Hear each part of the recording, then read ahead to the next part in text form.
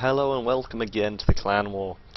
In the top right we have Nuss, who is now one game up. He's done one of the games which he needs to. Will he be able to do a second and finish out this Clan War for once and forever? It is the Terran in the red, and it is Nuss for Team bYs. But in the bottom left we have the Ace, we have Sinister, we have Team XP in the purple trunks, also Terran. So we're going to have a Terran slug war.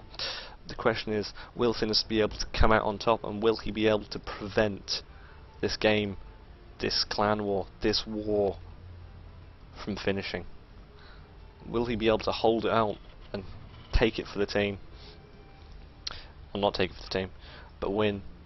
And he's got to go through an entire 3 players. But unfortunately, haven't played in a while. It could be bad, could be good, but all I know is that Terran vs Terran is difficult,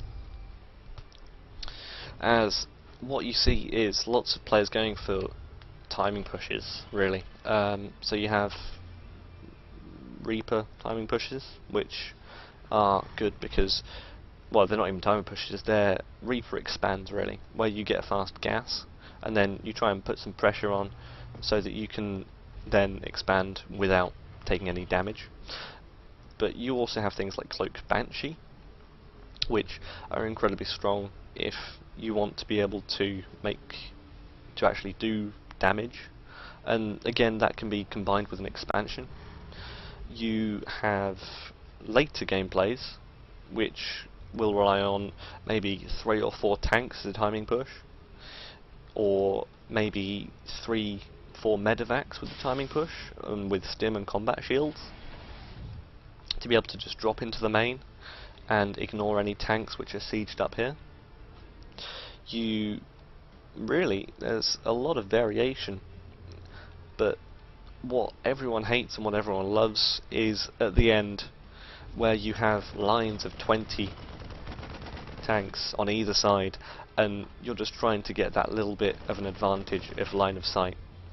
So this scout's actually being denied by Nuss from Sinister as he puts down his expansion, making him the first player to take that expansion. There's actually quite a fast gas by Sinister as he's making his factory, and I'm guessing that we'll most likely see a starport following up from that. The reason I guess that is because we have this gas, but also the factory means that he can put down a tech lab here, and it just slightly decreases the distance that the Banshee has to go. It doesn't actually do anything so much, but it's one of those things that you kind of think that you kind of want to do, really. And here we see the starport coming down. As the command center is nearly finished, this bunker's coming down for Nuss, and another 2 barracks are coming down, but still no gas. So he's planning on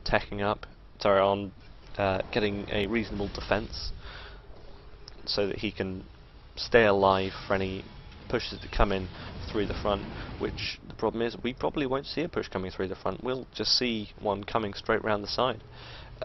Fortunately though for him, the Banshees will not be cloaked. It'll just be a single Banshee without cloak, most likely. There could be 2, but the damage will be quite minimal, as Sinister will probably be trying to push for his own natural expansion. But he's now taken these 2 gases, and he'll be getting a factory and tech labs so that he can get his upgrades for his marines, and he can get his medevacs, or he can get his tanks based on what his personal preference is. I also forgot to mention that lots of players have been going for a mech style, in which you get Hellions and you get tanks, just because Hellions are good against marines, and that gives incredibly interesting games. So the Banshee's now finished for Sinister, and the tech is just about to start for Nuss, But the question is, has he made it at the wrong time? Because those reactors going down take a long time, and he's going to be forced to have no real marine numbers for quite some time, as he's only got 7, I think, on the entire field, as this Banshee's walking in around the side, and it's going to be able to get a lot of kills, as it 2 shots SCVs. The question is, how will Nuss think he's going to run his marines over? But it doesn't matter, because Sinister's microing reasonably well. He's taking quite a lot of shots, actually. I'm not sure I like this, but he's making sure that he keeps this Banshee alive. The question is, will it be worth it? Oh, that's incredibly clever, as he actually has an SCV there to be able to repair the Banshee, so that it can continue doing the damage, so that it doesn't get shot down by those marines, which are actually now standing right outside the place where the Banshee is going to come, because he knows that there isn't going to be any real push coming in from the front, even though there is these marines and these Hellions which are probably going to make a push forwards in some time, because it looks like Sinister has no intention whatsoever to take that expansion. He wants this game to finish. As the Banshee comes in, and actually that's a different Banshee, that's a new Banshee, and that managed to get 2 kills, and this SCV is still repairing up, and a 3rd Banshee is actually going to be joining the party right here, and it looks like Sinister wants to move out, and he wants to do some damage, and I think that Nuss might be dead. It might, because he just doesn't have the army, because he took that fast expansion, because he made so many SCVs, really. Because if you look at the production, and he's full 9 ahead, which may not sound too much, but it's a surprising number. As there's some SCVs come along, this is a full-on all-in, and there's will he be able to hold it? The bunker goes down. The Banshee's doing terrible damage. The Hellions are getting reasonable damage. The SCVs are staying alive. The Banshees are staying alive, and they're trying to repair up all of the mech, and it's going incredibly well. There's 2 missile turrets here, but they don't care, because everything is dead. And there's still ground units alive for Sinister, as he has just walked straight through that army, and he doesn't care. There's now 4 Banshees alive, and there is no army whatsoever for Sinister. He's got 7 Marines, and will they be able to hold off this push? I don't think they will, as the bunker gets denied.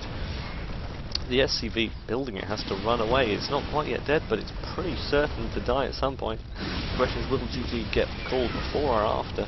And reinforcements keep rolling in for Sinister, and the remnants of this base will not be able to muster up any real forces. Marines are just walking out one at a time, but it doesn't matter, because this reply is coming in, and there's about 10 Marines, and every single one of the SCVs is trapped behind it.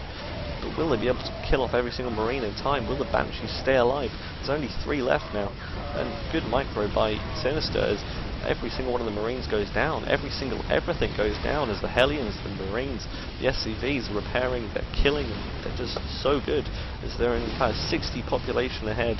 And honestly, Nuss just doesn't want to GG. There it goes. GG. Sinister.